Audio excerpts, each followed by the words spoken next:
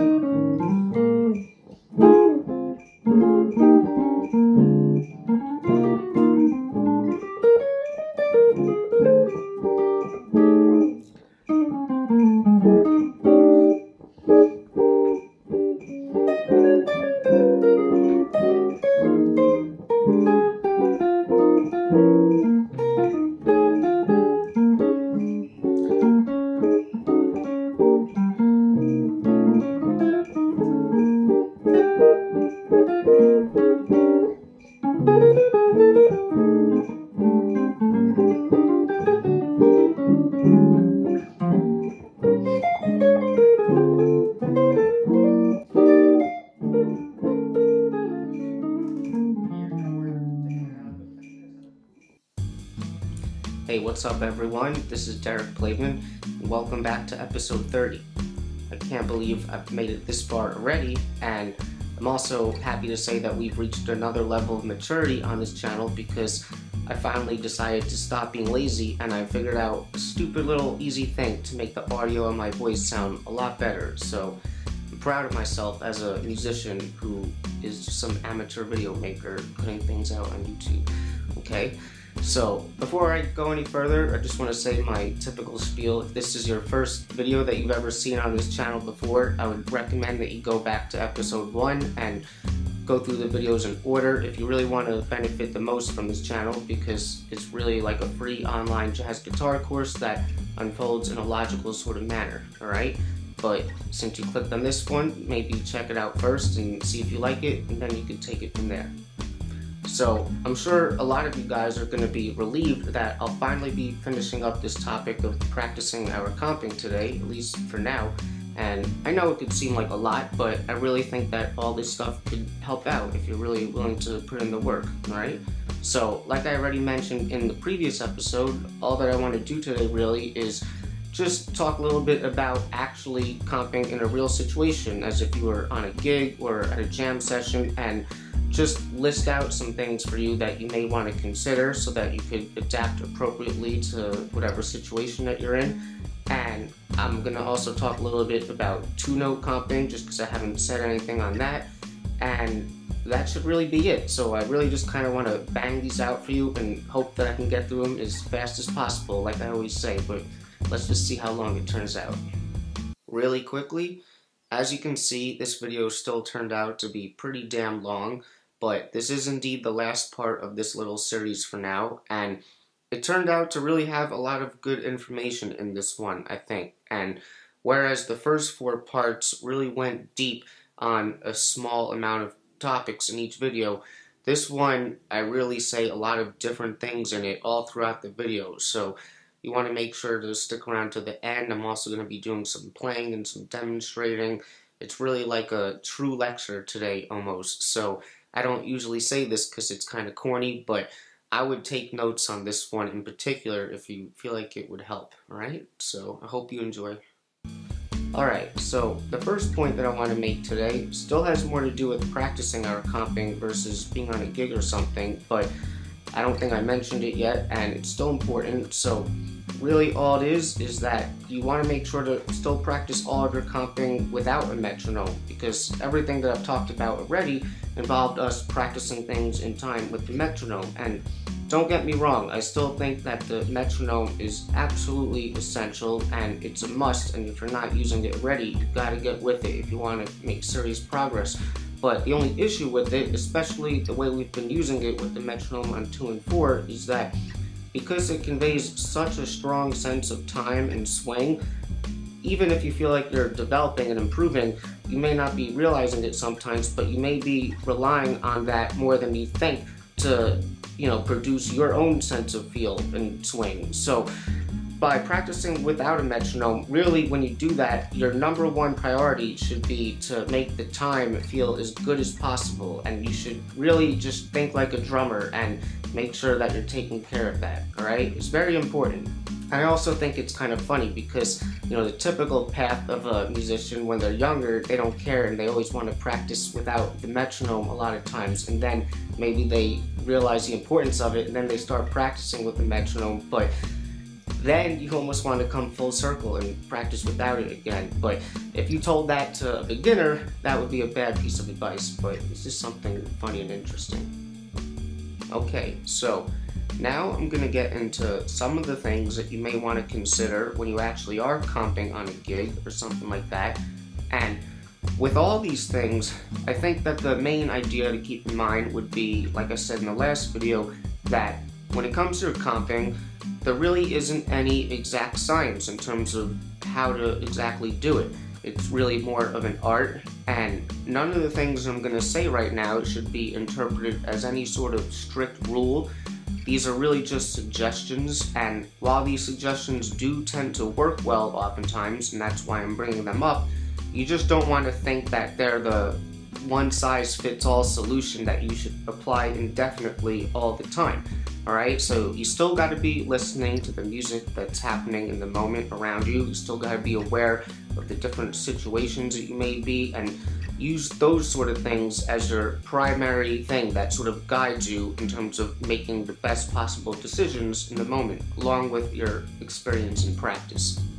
So you just want to keep in mind that even though these things that I'm about to get into do work well a lot of the times, you still may have situations where you inevitably end up playing things that contradict these things, and they still work and they still sound good in that situation. So, the first thing to be aware of is what kind of musical situation are you exactly in? And really what I'm talking about is, are you in a duo, are you in a trio, a quartet, are you in a big band? So things like that. Basically, what's the arrangement? And this is one thing in particular that you should be aware of even before the music begins. And it's one of the primary things I think that can really dictate what your potential role or responsibilities may be in a given musical situation. So you may find yourself in a big band, for example, where in that case you may be more strictly bound to a Freddie Green style of comping, because that's kind of the thing for that particular style. But really the main thing that I'm trying to point out here, or the main distinction that you really want to make, is are you in a duo or are you in pretty much any other kind of comping situation? And I've talked about this stuff before in older episodes, 10 through 12, and really this is important because unlike all the other situations, when you're comping in a duo, you are essentially the entire rhythm section, and therefore your responsibilities in regards to how you support the melodic content may become a little bit more objective, okay? So, for example, when it comes to the rhythm, you may find it more necessary to have to play a lot of the things on the strong, heavy downbeats so that you're clearly stating the time for the soloist so that they can comfortably play over that. And harmonically speaking, you may also find it more necessary to more so play root position chords, because you want the low end to really be clearly defining the harmony, and if you're playing a lot of rootless or upper structure voicings all the time, you may not be doing that, okay? So generally speaking, when you're in a duo, there are just certain things that you may say you more so have to do, whereas if you're in other situations, you may find yourself more freed up, and you may not have to do these things if you choose not to, okay? So the next thing that you may want to consider is the register of the melodic content, and that could be for the actual melody of the tune itself or whatever the soloist may be doing in the moment.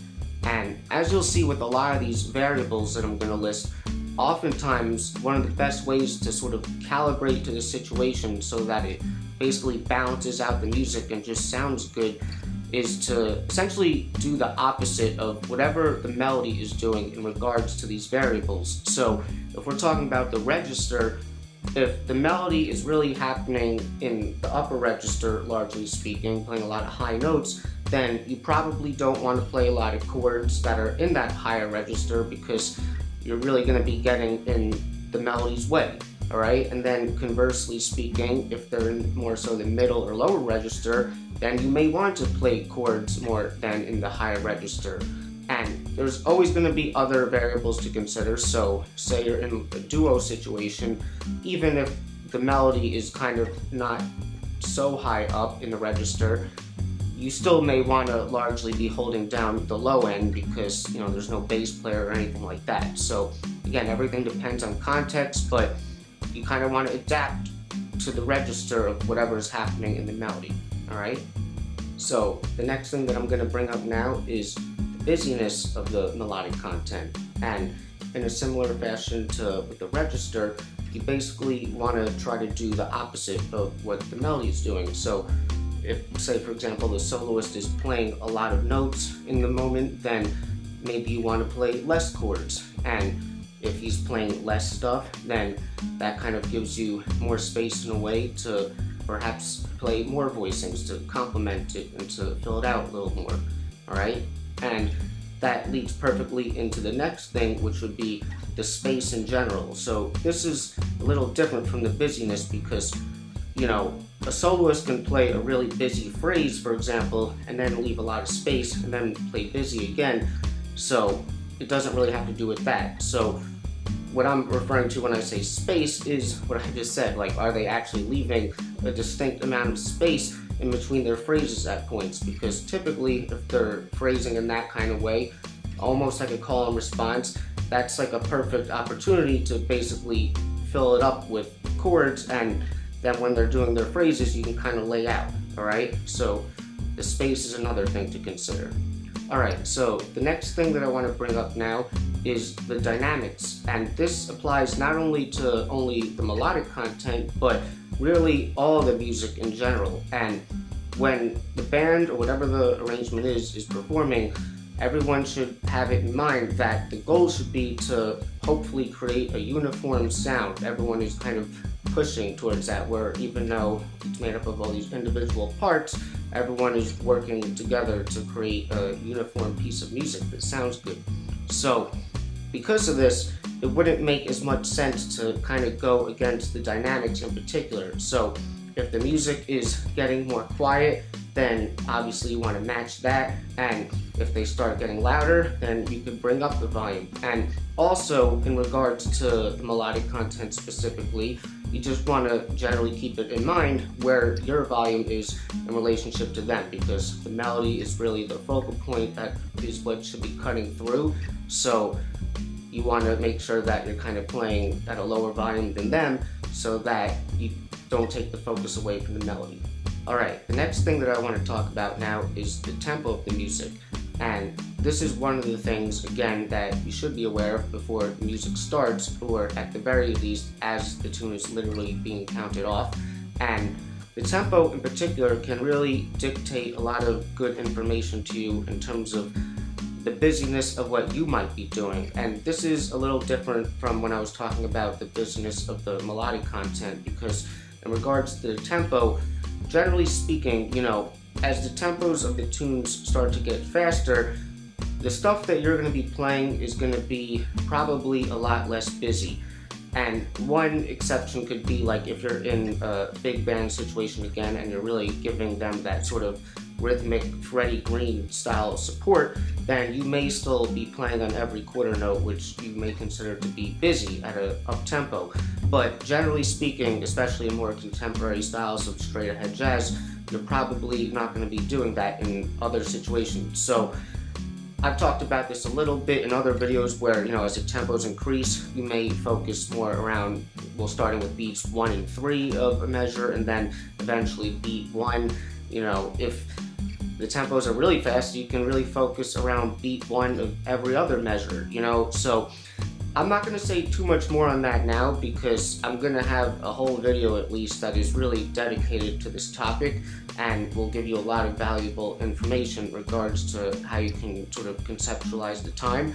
But just be aware of this for now. If you're playing at a slower ballad tempo or a really laid back medium swing, obviously you could play a little bit more busier and add more voicings. But if you do that at a fast tempo, it may be a little bit more difficult to feel relaxed, in that situation, okay?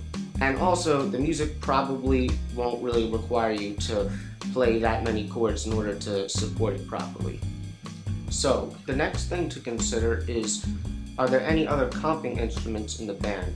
And this one obviously relates to one of the first things I said with what kind of musical situation you're in, but what I'm specifically referring to here really is there either a piano player or an organ player in the band? And if so, what are you going to do about it exactly to adapt to the situation properly?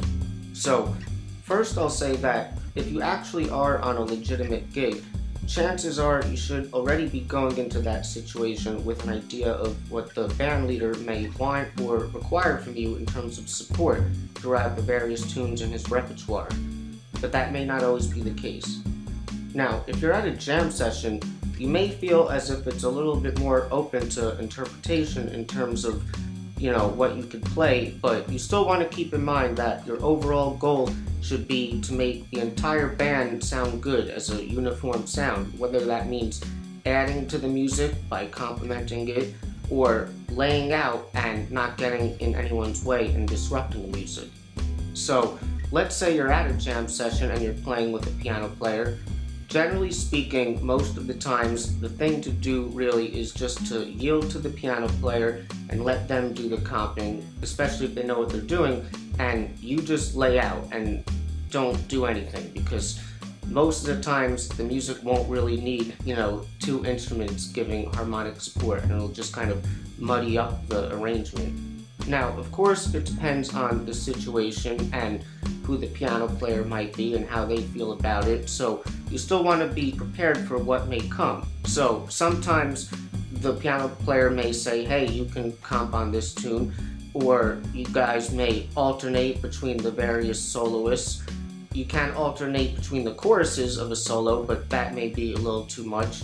But you really just want to be in communication with the piano player as best as you can and try to get a feel for what you think you should be doing. Now, if you're playing with an organist specifically, like in an organ trio or something, the sound of the guitar and the organ really blends nicely together in a unique way. So for that situation, even if the organist is doing a lot of chordal things in the moment, you still may be able to play chords against that yourself, because it'll sound typically a lot better and it'll be more about the rhythmic interplay in that case. Now, if you are playing with a piano player, there may still be times when you are kind of adding extra harmonic support in addition to what they're doing. But if you're going to do that, you really got to know what you're doing. Typically speaking, whatever you may inevitably add will probably be sort of in contrast to whatever the piano player is doing. But again, if you're not sure about the situation, just lay out.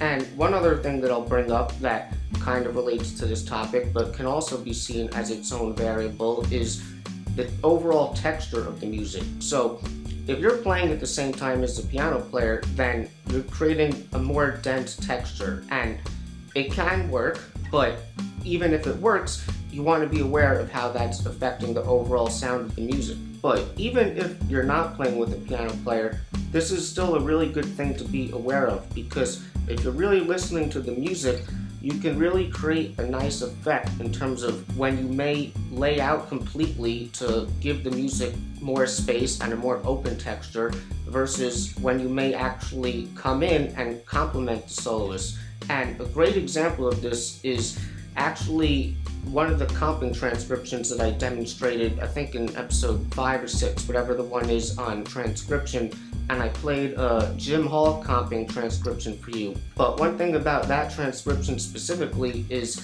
in that particular recording, when Art Farmer starts his solo, Jim Hall isn't playing at all for the first couple of choruses, and the transcription that I did is what happens when he first comes in, and he actually only comes for one chorus before he goes into his own solo.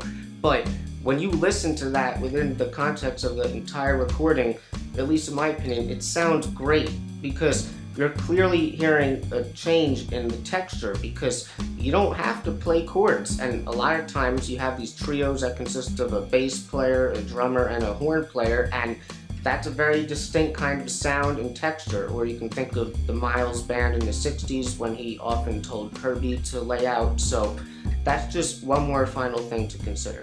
Alright, so now I'm going to get into the last main thing that I want to discuss today, which is two-note comping. And this is something that you could just practice in general, but in regards to what you may consider when you're in a real playing situation, two-note comping can oftentimes be a great option for what you inevitably choose to play in a given situation, especially when you're talking about things like texture, like I just was. So, as far as that goes, if I go back to the situation of playing with a piano player for a second, like I said before, even though most of the times your best option would probably be to just lay out and let them do their thing and not get in the way, but you could still potentially add to the music and it could work and sound good. And you may say that one of the main ways that you're affecting the music is from a texture point of view, and obviously if you're playing with a piano player, you're creating a more dense texture, and that has a specific feeling versus a less dense texture. So I'm not going to go into detail on what you can do, because this type of thing really depends on the specific context of whatever's happening in the moment. But what I will say is that if you're going to play at the same time as a piano player, generally you're probably going to be doing things that contrast what they're doing from the perspective of a lot of the variables that I said before. So the register, the busyness, you know, all that stuff. You basically want to do the opposite a lot of times of what they're doing.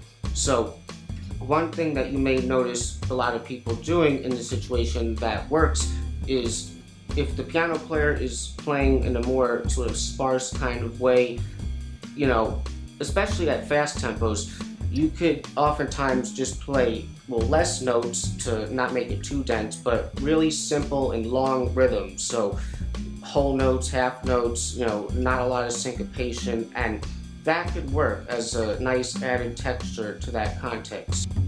So if I were to give you a little example of this, say you took a tune like Just One of Those Things, which is commonly played at pretty up tempos, and you know, if I put on a drum loop, so I know that this doesn't always sound good on recording, but let's see. So this is at 251 beats per minute, the quarter note. So if I play through one A section of Just One of Those Things in a way where I'm considering that situation of playing with a piano player who's already comping in a more primary way, I'll do things where I'm only playing two notes, and rhythmically I'm playing pretty long tones, so like whole notes and half notes, and no syncopation, since that's what the piano player will probably be doing.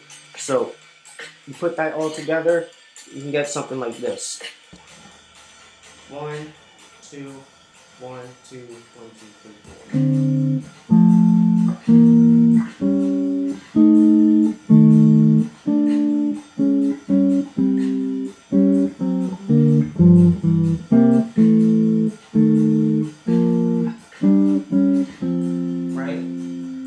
So that's one thing that you could do with two-note comping that can be a nice effect in that particular situation, but obviously we could use it in more primary comping situations as well when we're not playing with the piano player. So the only one I would say not to do it in would be a duo, typically, because there won't be any bass players. So you could play shell voicings, which is basically like the two-note comping plus the bass note, but yeah.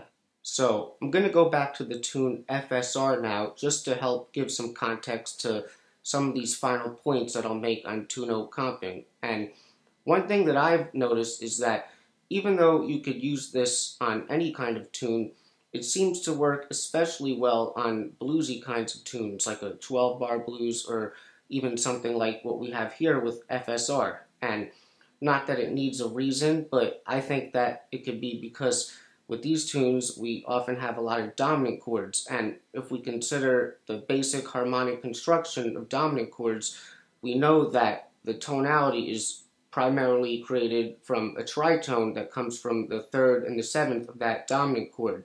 So if we know this, as well as some of the things that I said in my video on basic jazz blues harmony, especially things like secondary dominance and tritone substitution, then if we think about that stuff within the context of two-note comping, we may find that these little tritone shapes can really be very malleable or useful in terms of creating these various kinds of harmonic movements or motions that really sound good and have good voice leading and logically make harmonic sense.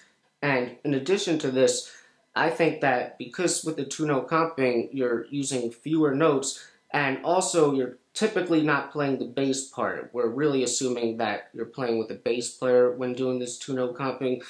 Then, because you're not dealing with, the bass part or even just more dense voicings, you really are freed up. And over time, you may find that this can improve your sort of fretboard visualization skills from a harmonic perspective.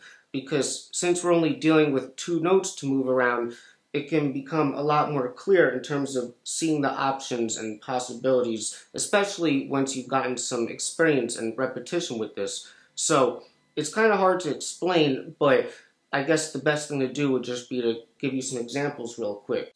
So let's just take a look at the first 4 bars of FSR to begin with. And these changes may seem pretty simple and basic on the surface, but as you'll see, it's a good example for some of these things that I want to show you.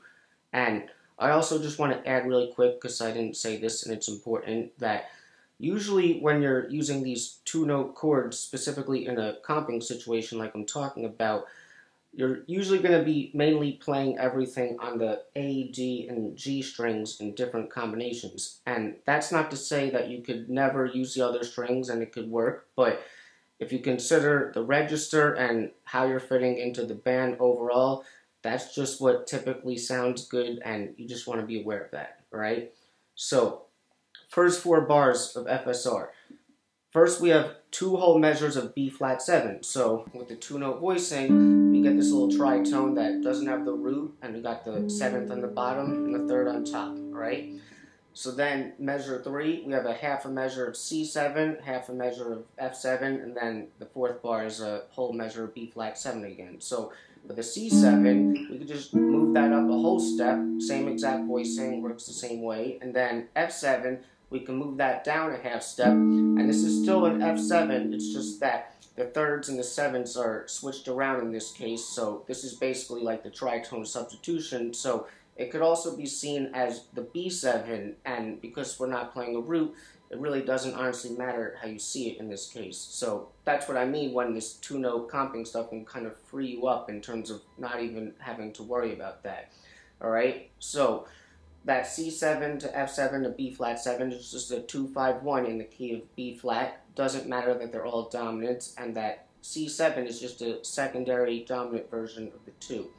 Alright, so the first thing that we can realize is if you're on a chord for a prolonged period of time, like in this case we have the B flat 7 for 2 whole bars, we can insert in other harmonies in between the destination points as long as you know how to get to where you're going properly and you're able to pull it off in a musically logical way. So the most common thing would just be to kind of insert in a 5 chord to create a sense of tension release. So like I just said, if we have B flat 7, the 5 of that is F7 or B7, however you see it. So we can do something like 1, 2, 3, 4. Right? So we can apply that same exact concept to approaching the C7. So as you can basically see, you're just coming in from a half step above. So we go a half step above the C7, we get that. So that would be something like this.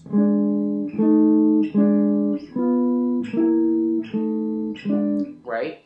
Now, because we're only using a few amount of notes and we have this chromatic voice leading, it also works just as good to approach where you're going from a half step below, and it works fine. So in terms of coming to the C7, instead of coming from above, maybe we want to go from below. So that would give us something like this.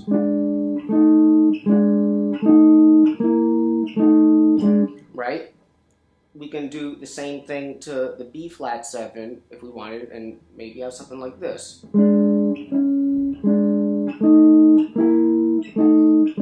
Right? Lots of possibilities. So already from this we could basically see that, especially if we're dealing with just these dominant chords, we can really approach them from a half a step below and above to create these different kinds of combinations and variations of harmonic movements that we could play. So, you know, you can do things like a enclosure of some sorts. If I did something like,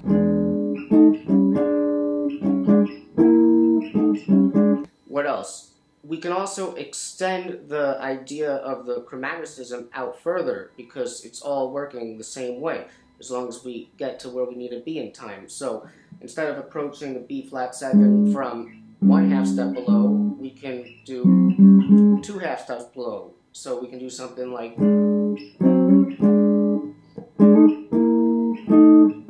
you know, you can also go from above, which is basically like a 2-5, right? So you get the idea?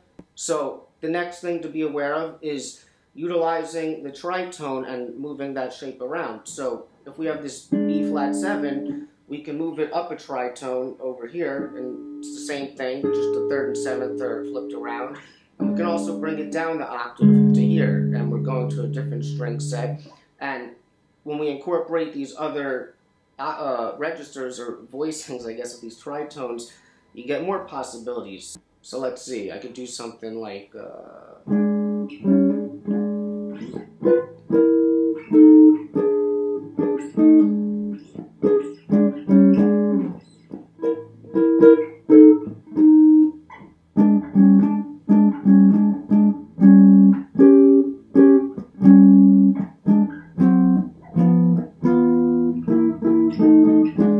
right? So you see how you can really get a lot of mileage out of just these simple 2-note little tritone voicings.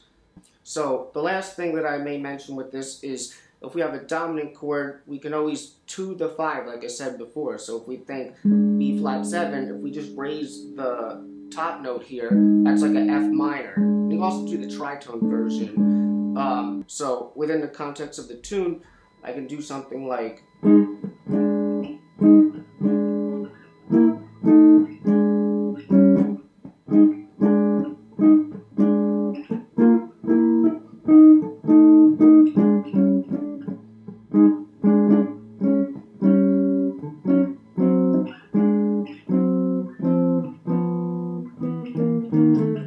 you know, kind of messing up a little bit maybe, but you get the idea. So I think I'm just going to leave it there. I thought originally I would do a full demo of some 2-note comping for you, but I think I gave you enough, and I think you get the idea. So if anyone is dying to see me do some 2-note comping in time or something, just put it in the comments.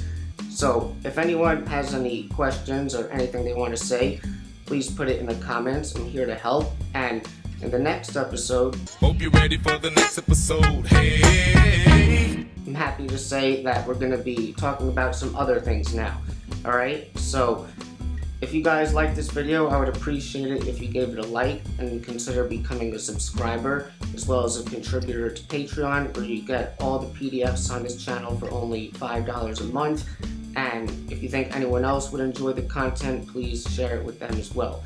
So that's it, and I'll see you guys in episode 31.